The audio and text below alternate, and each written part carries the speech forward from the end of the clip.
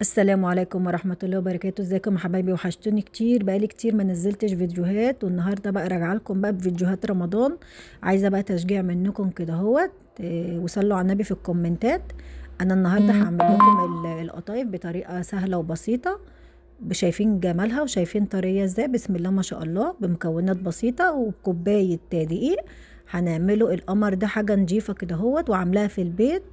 تعمليها كده طازة بطازة، مش هتاخد معاكي حتى 10 دقايق في عمايلها كلها، بمكونات بسيطة خالص في البيت. انا اول هنا حاجة جبت معايا ازازة صغيرة، وجبت اللي هو المحقن دوت، ونزلت بكوباية دقيق، كوباية مية دافية، معلقة سكر، معلقة دقيق، معلقة سكر، معلقة ملح صغيرة، مع كوباية مية دافية، ومعلقة كبيرة خميرة فورية.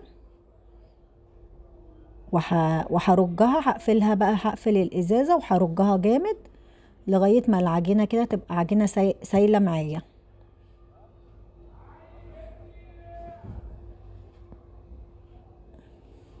متنسوش بقى تدعمونا على صفحه اميره مجدي.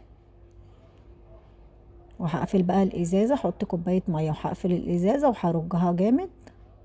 هفضل ارجها تبقى لغايه ما تبقى عجينه سايله معايا بالشكل ده كده اهوت. بعد انا كده ما رجيتها، هسيبها تلت ساعه تخمر. بس هفتح الغطا واقفله تاني عشان ما يحصلش فوران ساعة ما باجي اشتغل. وهجيب كده اهوت سن سكينة او مقص او اي حاجة، اخرمها من فوق كده اهوت. وهجيب هنا معايا طاسة همسحها بنقطة زيت. الزيت طبعا انا بحطه مرة واحدة.